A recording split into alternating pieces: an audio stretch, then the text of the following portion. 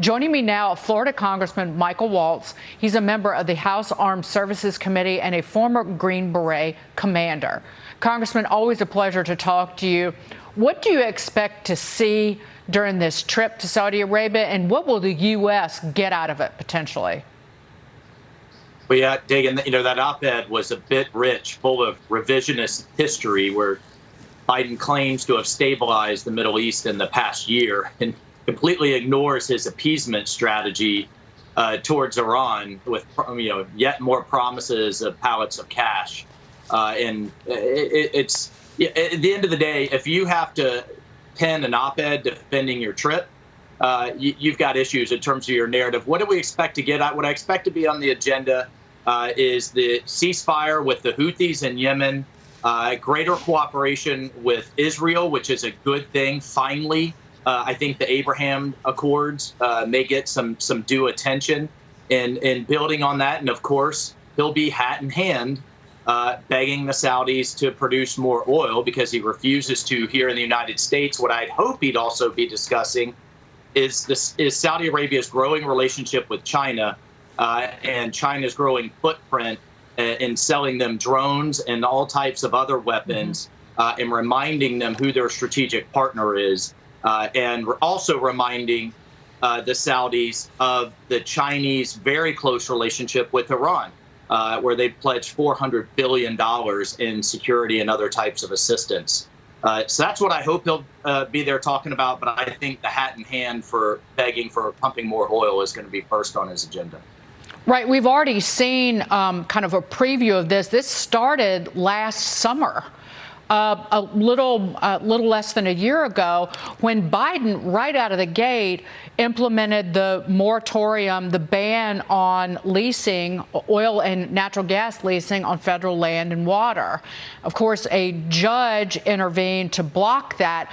But by, I think it was August of last year, that there was a letter that was sent begging Saudi Arabia to pump more oil, or begging OPEC Plus, which included Russia. This was before the attack, the invasion on Ukraine. So again, over and over, they keep doing the same thing, but expecting a different result. Yeah, well, to add to that, he also sent his emissaries down to Venezuela. And that really blew back on them in Florida in particular, with our South Florida Hispanics who have truly lived and fled socialism,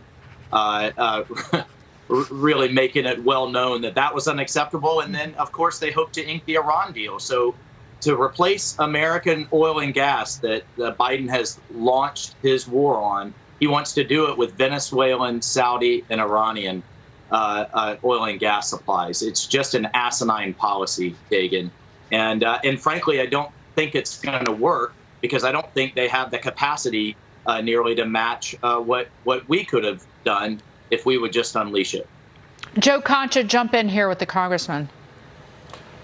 Well, I just find it amazing that here we have Congressman Jamal Khashoggi, who was so brutally murdered a couple of years ago, and President Biden having the audacity to say that he would shun Saudi Arabia as a result of that murder when he was a candidate. Now that he's president and he needs oil, he's going there and he's going to beg, quite frankly, for oil because he won't drill here. Can Congress do anything when the GOP takes back the House? I'm not saying if, it's a when proposition at this point when you look at the numbers, to really expand our energy here at home, our energy independence here at home, or can the president just veto any effort around that? Well, that would put the president in a. I think to answer your question most directly, it depends on if we get the Senate. Or whether we have a divided Congress. But, I think the president would be hard pressed if gas prices continue as they are, if inflation continues as they are, to start vetoing common sense legislation coming out of the Congress when inflation and the economy are ranking number 1, 2, 3, 4, and 5 in every poll that we're running, and we'll be heading into the 24 political season. So, look, I think we could put a lot of pressure on this administration to get back to American energy independence. And we're just counting the days, 6 more months. Congressman, before we go, Biden is reportedly thinking about, and this kind of goes to what you were talking about earlier, resuming arms sales to Saudi Arabia. Your take on that? Well, the United States has been Saudi Arabia's traditional arms partner, and since Biden put the brakes on it as soon as he came into office, guess who's filled that void? China has. China is now selling Saudi Arabia armed drones. China is now Saudi Arabia's largest oil consumer. There's been discussions of actually paying for it in the yuan rather than the dollar. So China is all too happy to fill that void, and that is not in U.S. interest. That's not who we want as the main outside actor in the Middle East. But we've got to realize that the Cold War that I believe we're in with China, we just haven't fully recognized it, isn't just about Taiwan. It is being fought for influence all over the world. And the United States needs to keep that first and foremost. We quickly have seen an Eastern axis develop between China, Russia, and now pulling other nations that used to be close allies of the United States toward China. And this was all by design, clearly. Thank you, Congressman. Great to see you this morning, always. Michael Waltz. Thank you, Dagan.